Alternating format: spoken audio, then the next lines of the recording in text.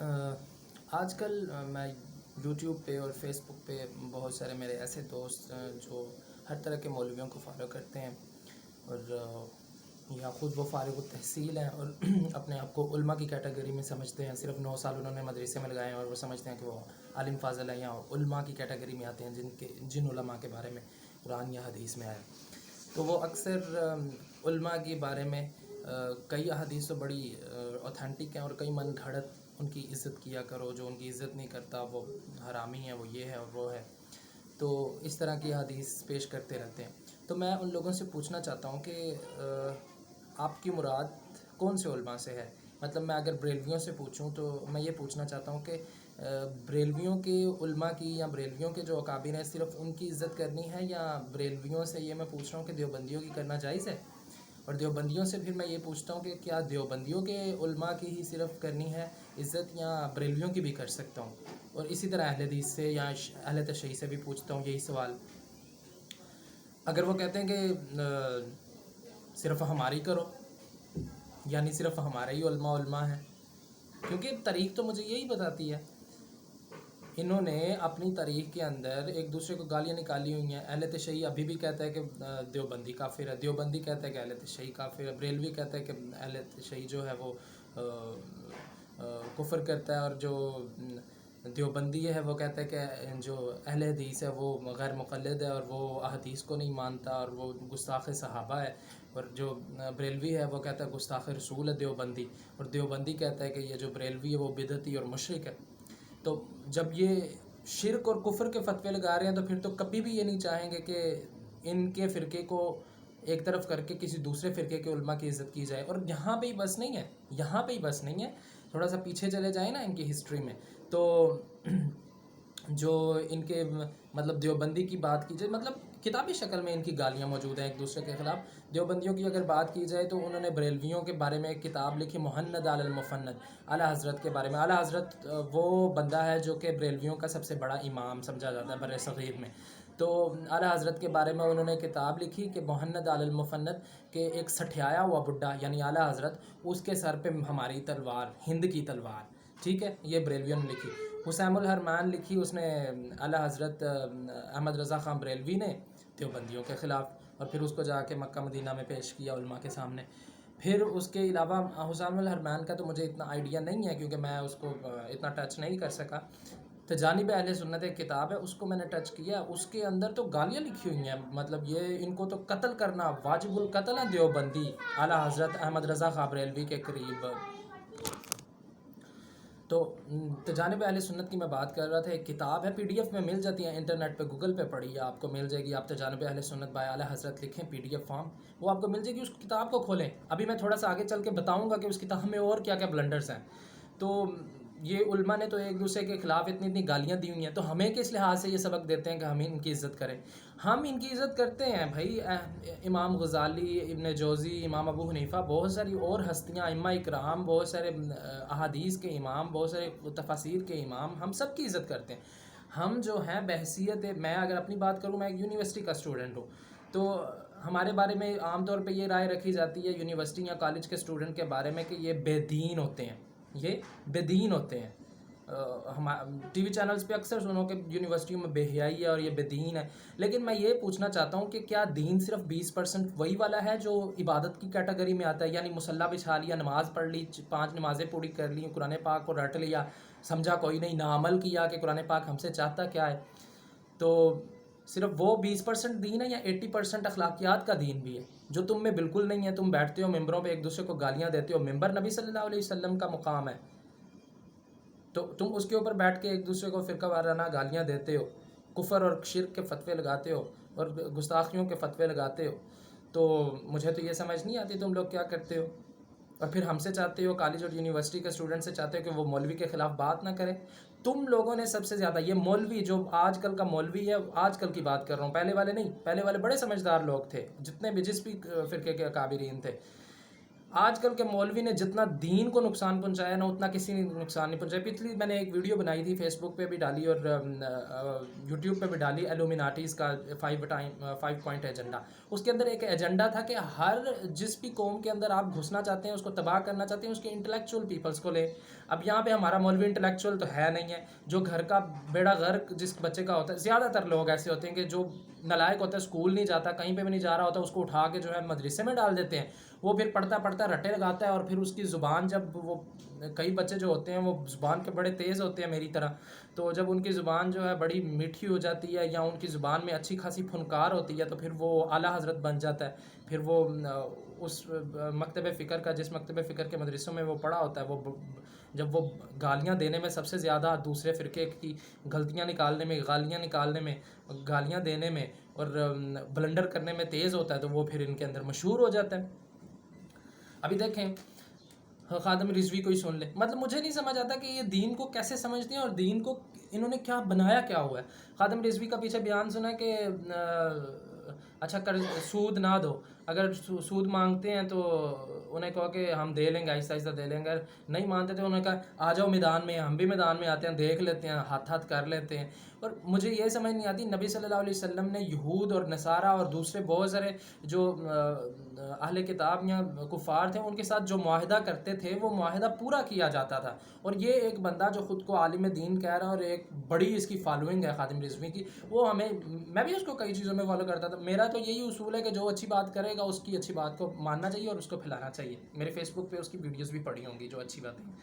تو میں اس چیز پہ، میں اس کی جہالت پہ حیران ہوا کہ یار یہ بندہ ہمیں دین سکھا رہا ہے. یہ کیا جہالت ہے کہ نبی صلی اللہ علیہ وسلم ایک کافر کے ساتھ بھی کوئی صلح حدیبیہ اور میثاق مدینہ اور بہت سارے دوسرے جو معاہدے ہیں وہ ہمارے سامنے موجود ہیں. نبی صلی اللہ علیہ وسلم ایک کافر کے ساتھ جو ہے معاہدہ کرتے ہیں، ایک پیغمبر معاہدہ کر رہا ہے جس کے پیچھے اللہ تعالیٰ کی طاقت ہے، جس کے پیچھے اللہ تعالیٰ، وہ اگر مکر جائے تو اللہ تعالیٰ اس کی مدد کو موجود ہے.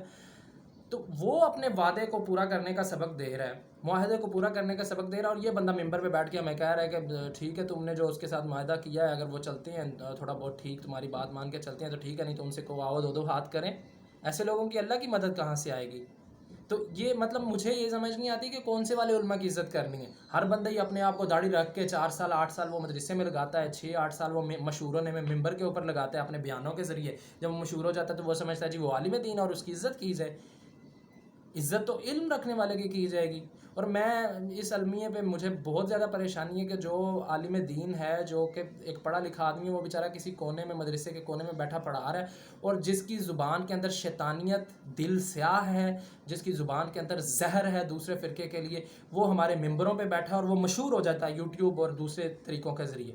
کیونکہ لوگوں کے کانوں کو بڑا چسکا آتا ہے، بڑا مزہ آتا ہے کہ یار یہ دوسرے فرقے کو اچھا خاصا لتاڑ ہے، گالیاں دے رہا ہے، تو یہ ٹھیک ہے.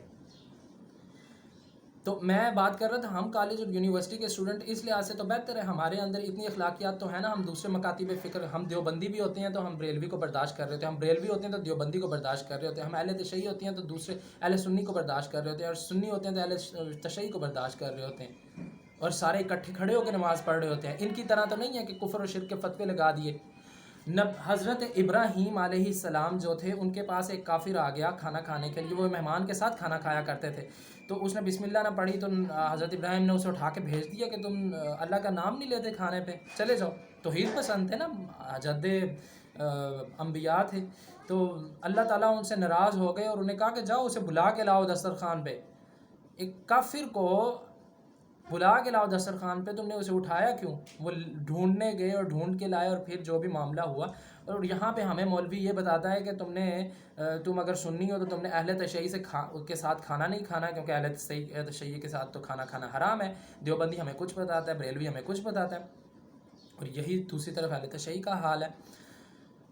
تو مجھے یہ صرف آج اتھینٹک یہ کر کے مجھے بتائیں کہ کون سے عالم کی عزت کرنی ہے، کون سے علماء کی عزت کرنی ہے. آپ علماء کس کو سمجھتے ہیں؟ علماء اس کو سمجھتے ہیں جو 8-9 سال لگاتا ہے کسی مدرسے میں اور فارغ التحصیل ہو کے آ کے ہمارے سروں پہ مسلط ہو جاتا ہے، جس کو نہ دین کا پتہ ہے، نہ دین کی مت کا پتہ ہے، نہ دین کو سمجھا ہوا ہے، بس رٹے لگائے ہوئے ہیں وہی تفاسیر اور وہی مفہوم جو ان کے فرقے کے ہیں ان کو. ابھی میں ایک چیز پہ اور بات کرنا چاہتا ہوں.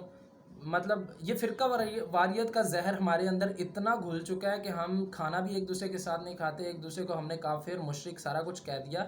پھر اس کے ساتھ جو ہے مولانا طارق جمیل صاحب کے اوپر آج کل بڑا ایک وہ چل رہا ہے، میڈیا ان کو بڑا اچھال رہا ہے. انہوں نے کیا غلط بات کی؟ میڈیا نہیں دکھاتا بے حیائی، میڈیا نہیں پروموٹ کرتا بے حیائی کو، میڈیا صرف اپنے پوائنٹ آف ویو کے لے کے نہیں چلتا.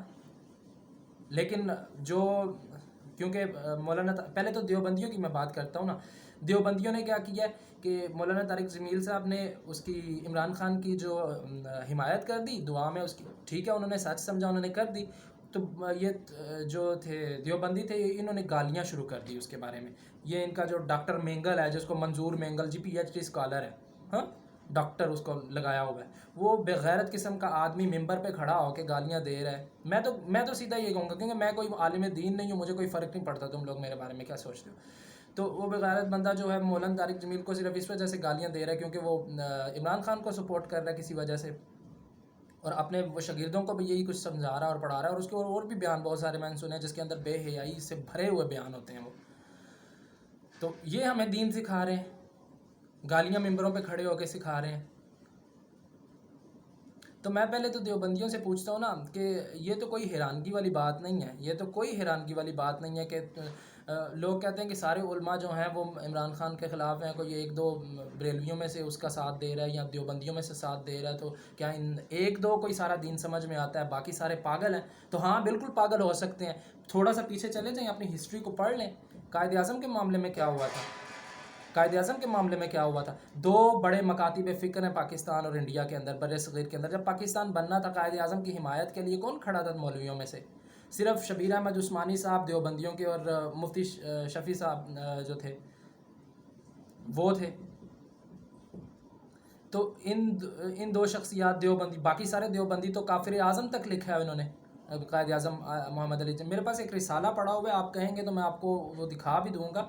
اس کے اندر تو بڑی بحث موجود ہے شبیر احمد عثمانی صاحب. اور پھر بڑی مزے کی بات یہ کہ ٹھہرے، بلکہ میں اس کو لے کے ہی آتا ہوں آپ کے پاس. جی یہ میرے پاس ایک ڈائجسٹ موجود ہے، یہ آپ دیکھ لیں. یہ اس کے اوپر لکھا ہوا ہے نومبر 2013، اور یہ اوپر اس کی سرخی ہے مولانا حسین احمد مدنی اور شبیر احمد عثمانی. اور پیج نمبر 44 پہ اس کے جو ہے نا وہ ساری اس کی ہسٹری لکھی ہوئی ہے کہ کیسے حسین احمد مدنی، جو کہ آج کل انڈیا کے اندر جو وہ ہیں محمود مدنی، وہاں کے جمعیت علماء ہند کے سربراہ، اس کے دادا، کیسے انہوں نے قائل کرنے کی کوشش کی شبیر احمد عثمانی کو. اور اسی واقعے کے اندر لکھا ہوا ہے کہ اس وقت کے جو دیوبند کے طلباء تھے، انہوں نے صرف شبیر احمد عثمانی کو قائد اعظم محمد علی جناح کی حمایت کرنے کے اوپر ان کے گھر کے دروازے جو تھے بھر دیے تھے گالیوں سے بھرے ہوئے. گالیاں جن خطوں پہ لکھی ہوتی ہیں، ان گالیوں سے بھرے ہوئے خط جو تھے ان کے دروازوں پہ ڈالنا شروع کر دیے تھے کہ تم قائد اعظم کا ساتھ دے رہے ہو، جو کہ کافر اعظم اور شیعہ ہے اور فلاں ہے اور فلاں ہے. ابھی پچھلے دنوں میں ایک بیان ان کا سن رہا تھا، دیوبندیوں کا ایک عالم کراچی کے اندر، کیا اس کا نام ہے، مولانا مفتی ظرف علی صاحب. وہ ابھی تک اسی بحث سے نہیں نکلا. وہ اپنے شاگردوں کو بتا رہا جی قائد اعظم جب فوت ہوا تھا تو وہ شیعہ نہیں مرا تھا، وہ حنفی ہو گیا تھا، اور وہ دیوبندی ہو گیا تھا، اور وہ فلاں ہو گیا تھا، اور وہ فلاں ہو گیا تھا.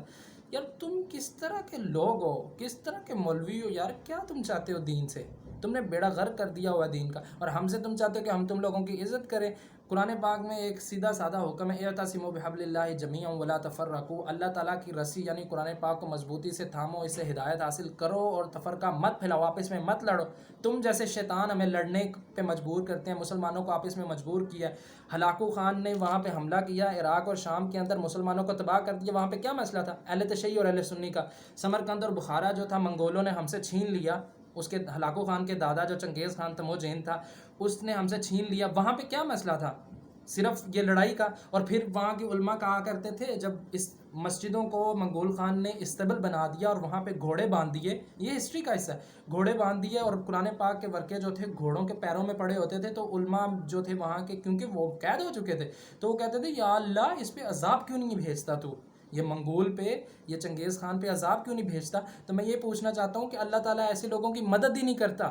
اللہ تعالیٰ کو اس طرح کے چہروں سے فرق ہی نہیں پڑتا، دفع ہو جائیں کہیں پہ.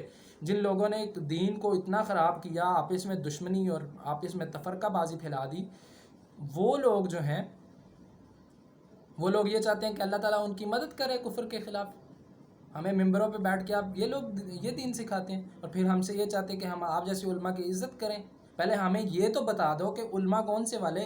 بریلوی سے پوچھوں گا تو وہ تو کہے گا کہ کوئی دوسرے فرقے کا تو ہے ہی کافر اور مشرک, اس کو تو چھوڑ ہی دو, گستاخ ہے, صرف بریلویوں کی علماء کی عزت کرنی ہے.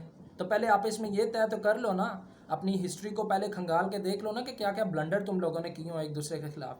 تو میں یہ بات کر رہا تھا کہ وہ گالیاں جو تھی, تو یہ ہماری ہسٹری پرانی ہے کہ جو بھی کسی اچھے کا ساتھ دے گا, یہاں پہ میں کوئی ضروری نہیں ہے کہ میں پی ٹی آئی کو بڑا اچھا سمجھ رہا ہوں, میں سپورٹر ہوں اس کا, لیکن میں یہاں پہ آپ کے سامنے صرف اتھینٹسٹی رکھ رہا ہوں کہ طارق جمیل صاحب نے اس کے حمایت میں اگر بات کر دی ہے تو یہ کوئی نئی بات نہیں ہے کہ سارے علماء اس کے خلاف ہیں اور طارق جمیل اکیلا جو ہے. یہ ہماری ہسٹری میں بھی یہی ہوا ہے.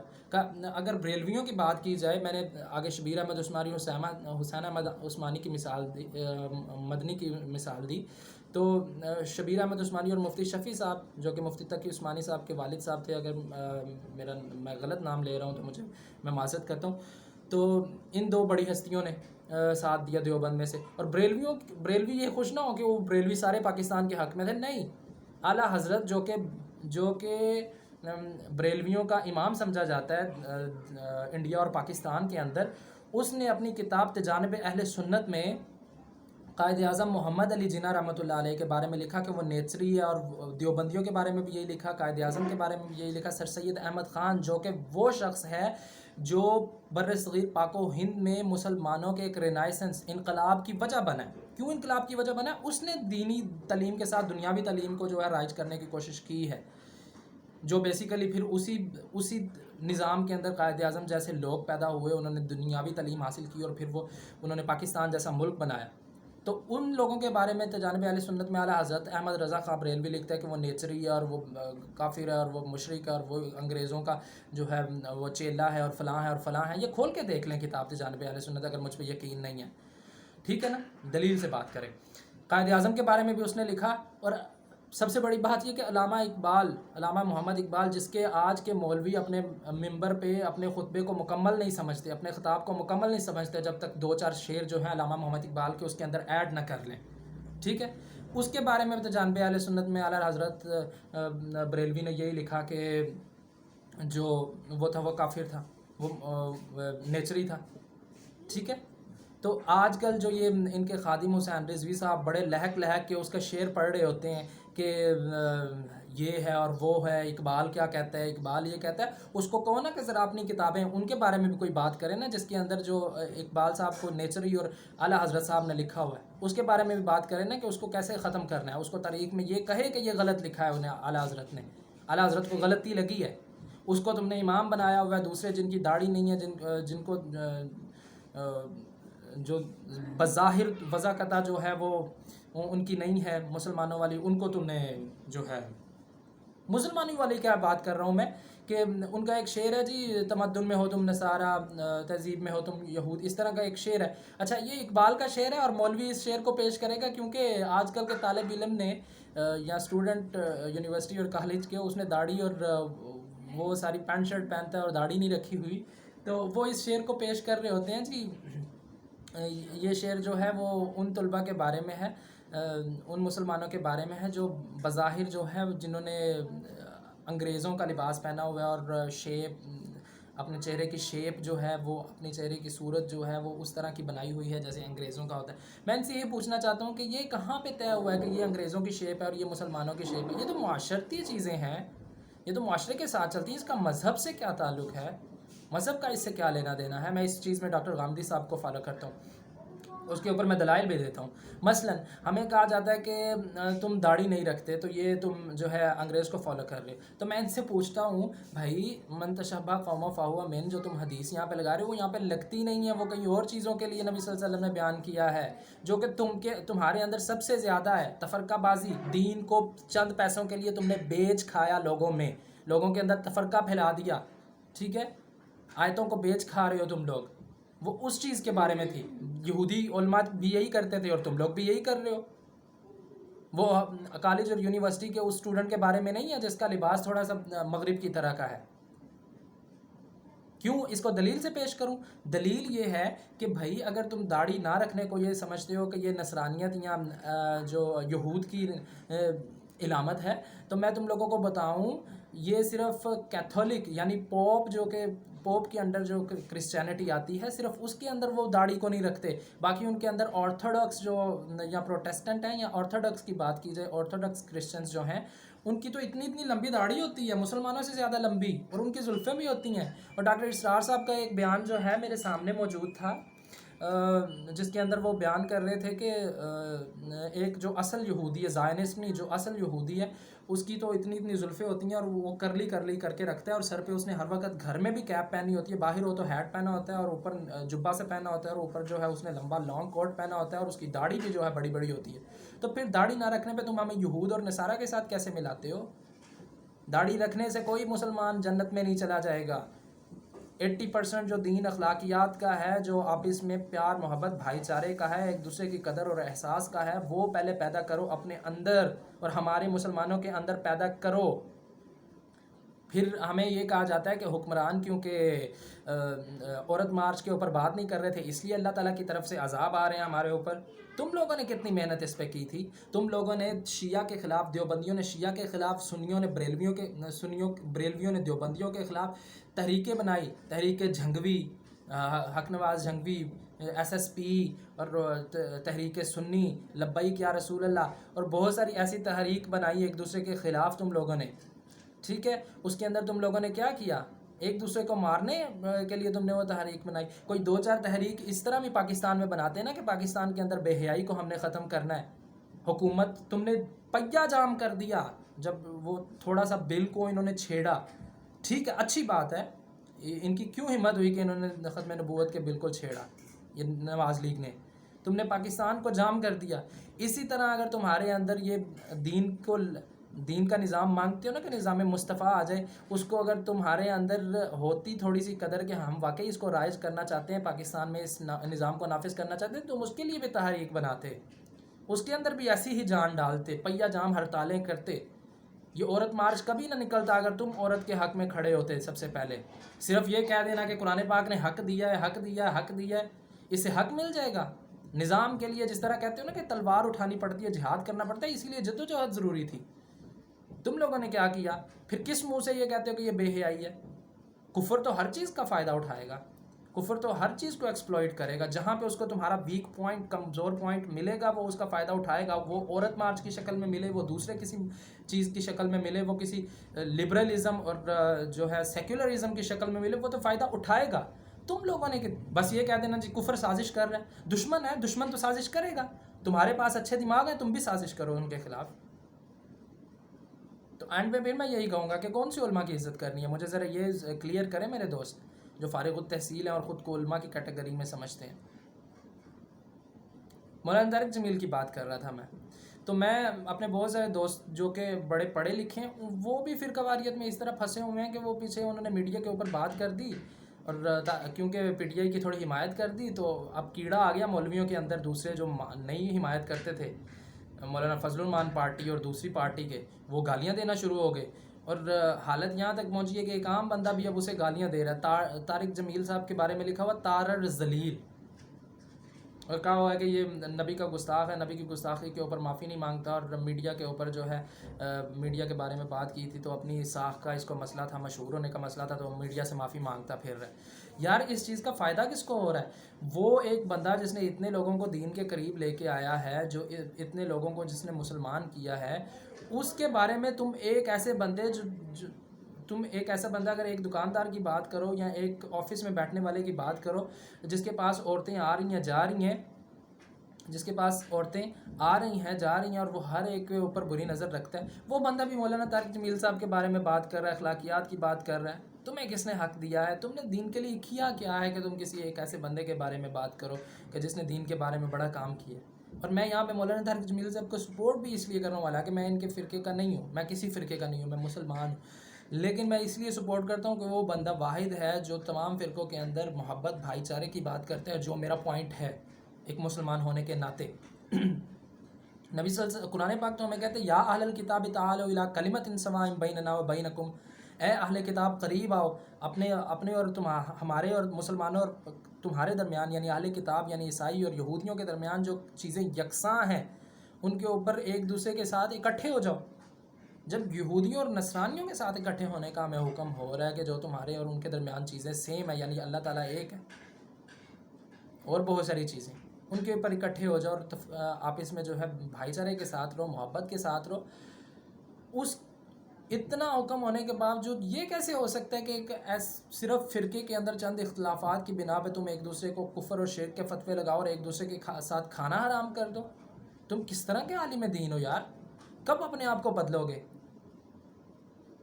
کفر جو ہے، جو شرک جو ہے، جو یہود جو ہے، جو زائنسٹ ہے، جو ایلومیناٹی ہے، جو فری میشنری ہے، جو کہ یہودی تنظیمیں ہیں، جو کہ جن کے بارے میں تم روز ممبروں پہ بیٹھ کے عوام سے بات کرتے ہو، کبھی یہ سوچا کہ وہ تمہیں استعمال کر رہی ہیں؟ وہ تم لوگوں کو آپس میں لڑا رہی ہیں۔ سب سے بڑا ہتھیار غازی ارطغرل کو تم بہت زیادہ دیکھ رہے ہو آج کل سارے مسلمان، اور کہتے ہو کہ یہ دین کی بہت بڑی خدمت ہے۔ اس کے اوپر بھی میں نے پیچھے ویڈیو بنائی تھی، کسی نے جواب نہیں مجھے دیا۔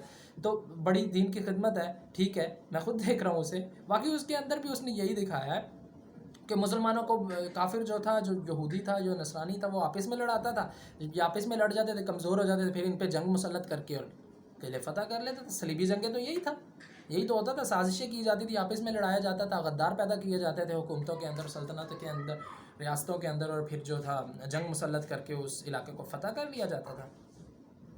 تو پھر اللہ بھی تو ایسے لوگوں کی مدد نہیں کرتا نا، اسی لیے تو اللہ تمہاری مدد نہیں کر رہا نا۔ اپنے آپ کو میں اس لیے شامل نہیں کرتا کیونکہ یہ میری کیٹیگری نہیں۔ میں بھی اگر کسی مدرسے سے فارغ و تحصیل ہوتا اور میں بھی ان کاموں میں ملوث ہوتا تو میں بھی کہتا، ادروائز میں یہ مانتا ہوں کہ میں بہت بڑا گنہگار ہوں، لیکن یہاں میں تم لوگوں سے اس لیے مخاطب ہوں کہ تم لوگ اپنے آپ کو کب بدلو گے؟ مولویوں سے مخاطب ہوں میں، نہیں تو نام و نشان نہیں ہوگا۔ اللہ تعالیٰ کو ہماری ضرورت نہیں ہے دین کے لیے، وہ اور لوگوں کو لے آئے گا۔ یہ تم لوگ بھی بار بار ممبروں پہ بیٹھ کے کہتے ہو، ٹھیک ہے نا؟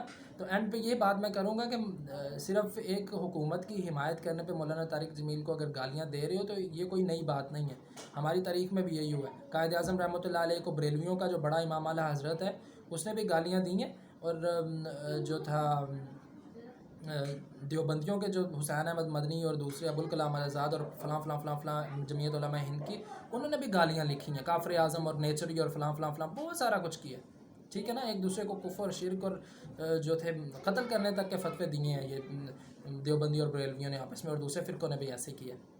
تو یہ تو کوئی نئی چیز نہیں ہے۔ تو یہ سوال مجھے جواب اوتھینٹسٹی کے ساتھ چاہیے کہ علماء کی اگر عزت کرنی ہے تو وہ کون سے فرقے کے علماء کی عزت کرنی ہے؟ Thank you very much.